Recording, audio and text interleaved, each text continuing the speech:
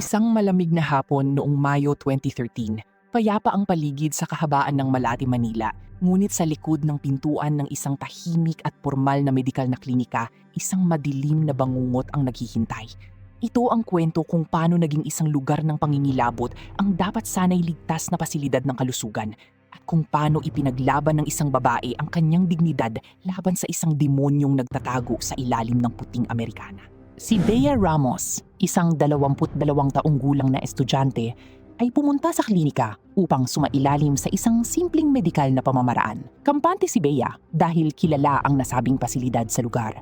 Mabait at magalang ang sumalubong sa kanyang doktor, si Dr. Roberto Cruz. Sa tingin ng sinuman, si Dr. Cruz ay isang iginagalang na propesyonal na nakatalagang magligtas at mag-alaga ng buhay ng kanyang mga pasyente. Walang anumang kahina-hinala sa kanyang mga kilos o pananalita sa unang tingin. Matapos ang ilang maikling tanong tungkol sa kalusugan ni Bea, inihanda na ang lahat para sa pamamaraan. Inutusan si Bea na humiga sa examination bed. Tumingin si Bea sa kisame ng silid kung saan may malamlam na liwanag mula sa fluorescent lamp.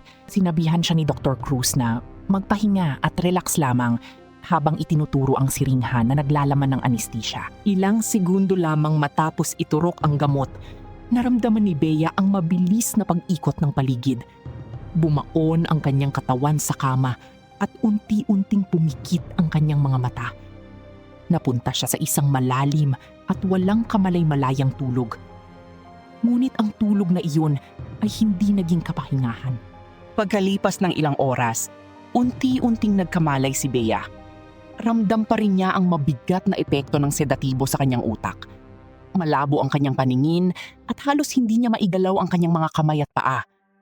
Ngunit higit sa pagkahilo, may isang bagay na agad na pumukaw sa kanyang damdamin. Isang matinding kirot at hindi maipaliwanag na pakiramdam sa kanyang katawan. Nang magmulat siya ng mata, nakatayo si Dr. Cruz sa kanyang tabi habang nag-aayos ng mga gamit. Malamig ang tingin ng doktor at tila walang anumang nangyari. Sinabihan niya si Bea na tapos na ang pamamaraan at maaari na siyang umuwi kapag kaya na niyang lumakad. Nang lumabas si Bea sa klinika, ramdam niya ang panlalamig ng kanyang buong katawan. Bawat hakbang sa kalsada ng Malate ay tila napakabigat. Hindi mawala sa kanyang isip ang kaba at ang malakas na sigaw ng kanyang instinct. May masamang nangyari habang siya ay walang malay. Ang dapat sana'y araw ng pagpapagaling ay naging simula ng isang nakakapangilabot na paghahanap sa katotohanan. Hindi makatulog si Bea sa mga sumunod na gabi.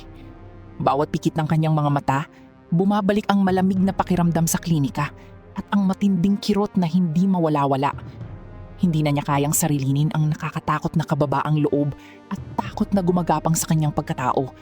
Kaya nagdesisyon siyang tumawag sa kanyang pinakatiwalaang kaibigan na si Claire.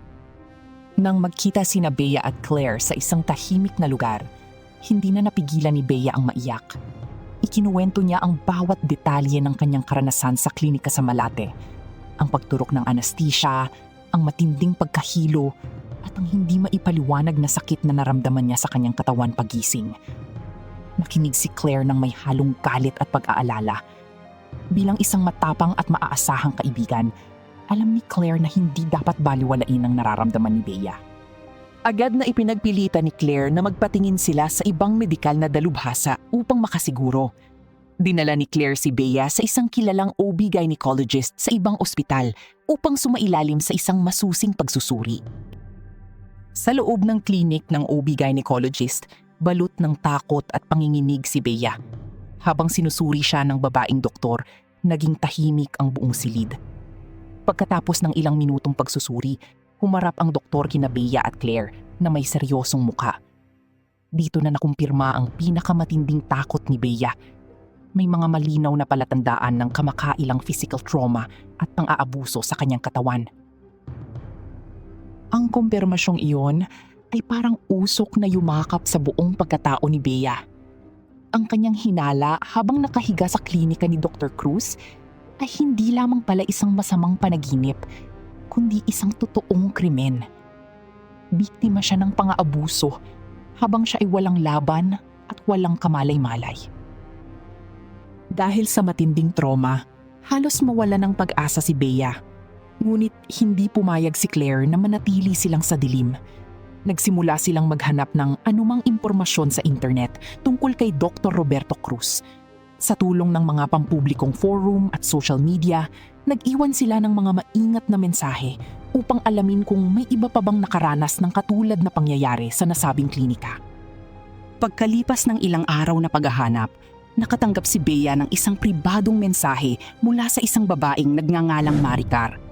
Ibinunyag ni Maricar na 4 na taon na ang nakararaan, sumailalim din siya sa isang pamamaraan sa ilalim ni Dr. Cruz at nagkaroon ng eksaktong kaparehong hinala at karanasan.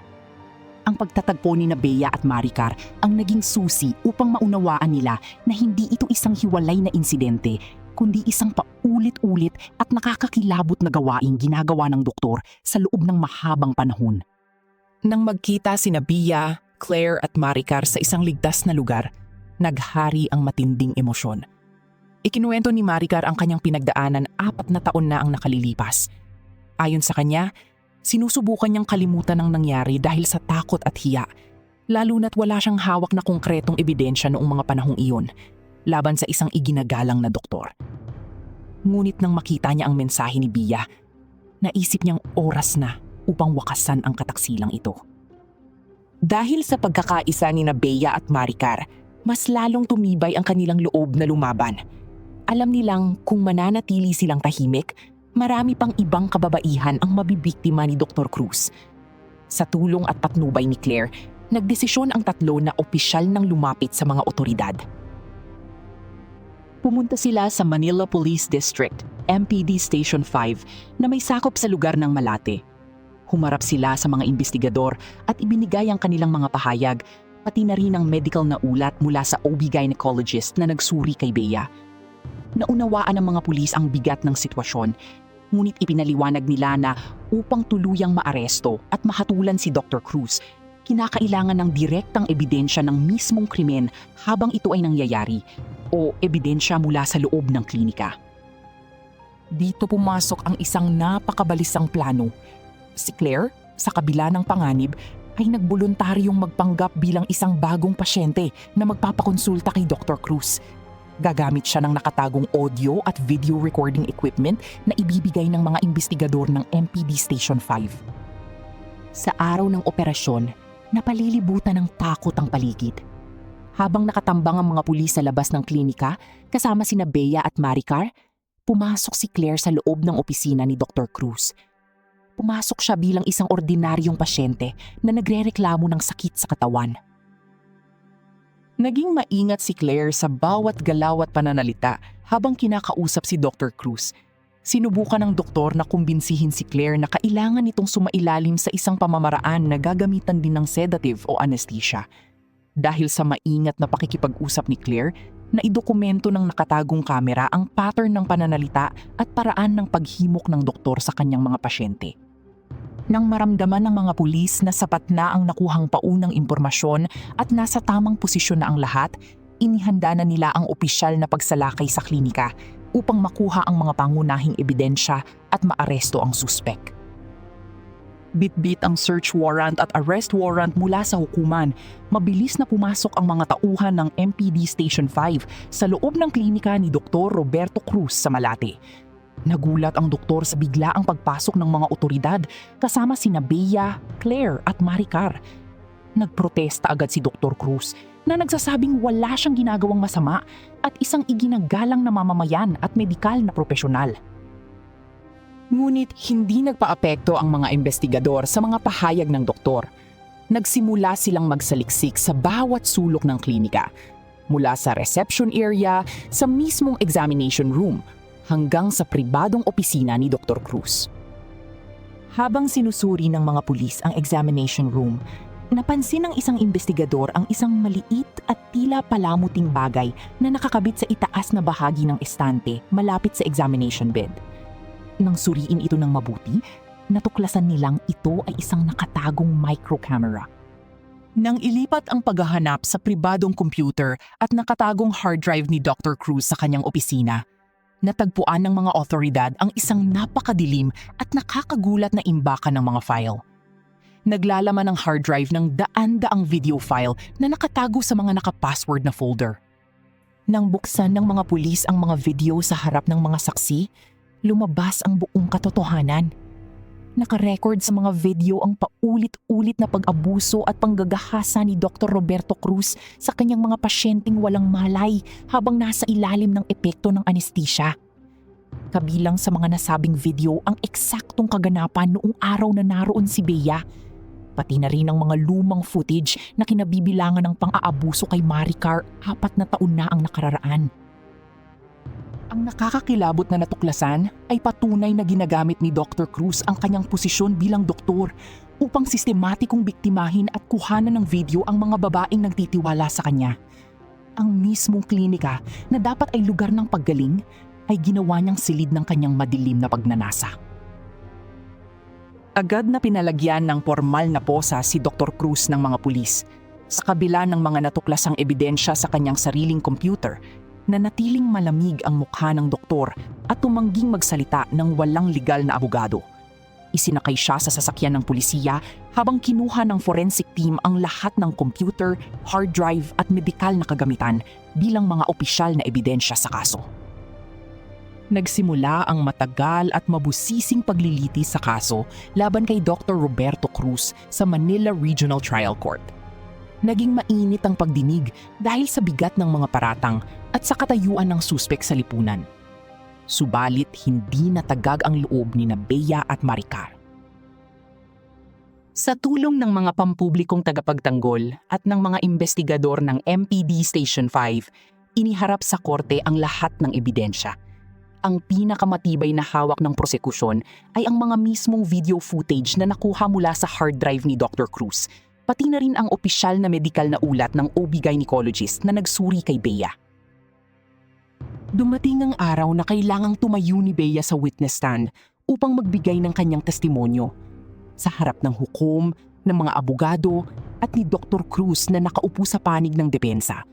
Buong tapang na isinalaysay ni Bea ang bawat detalye ng kanyang karanasan. Inikwento niya ang takot, ang sakit, at ang psikolohikal na epekto ng ginawa sa kanya ng doktor. Sumunod din na nagtestigo si Maricar na nagbigay ng patunay na may malinaw na pattern ng panggagahasa ang akusado sa loob ng maraming taon. Sinubukan ng depensa na ipagtanggol si Dr. Cruz sa pamamagitan ng pag-aangkin na ang mga video ay ginawa ng may pahintulot o kaya'y hindi malinaw ang pagkakakilanlan ng mga tao sa footage.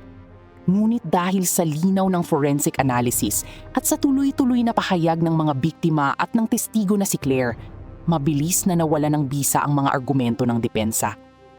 Pagkalipas ng ilang buwang pagdinig, iginawad ng Manila Regional Trial Court ang pinal na hatol. Napatunayang guilty beyond reasonable doubt si Dr. Roberto Cruz sa mga kasong multiple counts of rape at sexual assault. Hinatulan siya ng korte ng parusang reclusion perpetua o habang buhay na pagkabilanggo para sa bawat bilang ng krimen. Bukod dito, formal ding inutusan ng korte ang Professional Regulation Commission o PRC na permanenteng tanggalan ng lisensya si Dr. Cruz upang hindi na siya muling makapag-practice ng medikina kailanman. Nang ibaba ng hukom ang martilyo, napaiyak sa galak at ginhawa sina Bea, Claire at Maricar. Ang matagal na laban para sa katarungan ay nagbunga rin ng tagumpay. Matapos ang pagkakakulong kay Dr. Roberto Cruz, hindi doon nagtapos ang kwento ni Bea at Maricar. Alam nilang ang pagkamit ng katarungan sa korte ay unang hakbang lamang sa isang mahabang proseso ng emosyonal at psikolohikal na paghilom. Sa tulong ng mga lokal na organisasyon at ng pamahalaan, ang dating klinika sa Malate kung saan nangyari ang mga nakakatakot na krimen ay tuluyang ipinasara at binago ang layunin. Ang dating silid ng pangingilabot ay ginawang Women's Healing Center, isang ligtas na pasilidad na nagbibigay ng libreng tulong medikal, psikolohikal at legal para sa mga kababaihang biktima ng pang-aabuso at karahasan. Dito na nagsimulang magtrabaho sina Bea at Maricar. Ginamit nila ang kanilang sariling karanasan at lakas upang maging gabay at tagapagtanggol ng iba pang mga biktima. Si Claire naman ay patuloy na sumusuporta sa kanila bilang isang aktibong voluntaryo sa mga kampanya para sa karapatan ng mga kababaihan. Ang kwentong ito ni Bea ay isang paalala na ang tunay na panganib ay minsan nagtatago sa mga lugar at tao na pinagkakatiwalaan ng lipunan. Ang isang medikal na titulo o mataas na posisyon ay hindi kailanman sapat na dahilan upang magbulag-bulagan tayo sa mga posibleng pang-aabuso. Ipinapakita rin ng karanasang ito ang kahalagahan ng pakikinig sa ating sariling pakiramdam at ang lakas na nagmumula sa pagkakaisa ng mga biktima. Kung hindi dahil sa katapangan ni Bea na magsalita, sa suporta ni Claire at sa pakikipagtulungan ni Maricar, maaaring nagpapatuloy pa rin ang madilim na gawain sa klinikang iyon hanggang ngayon. Sa bawat taong nakikinig sa kwentong ito, tandaan natin na ang pananahimik ay nagbibigay ng lakas sa mga nagkakasala. Ngunit ang pagtataguyod ng katotohanan, kaano man ito kadelikado o katakot-takot, ang tanging daan tungo sa tunay na katarungan at paghilom.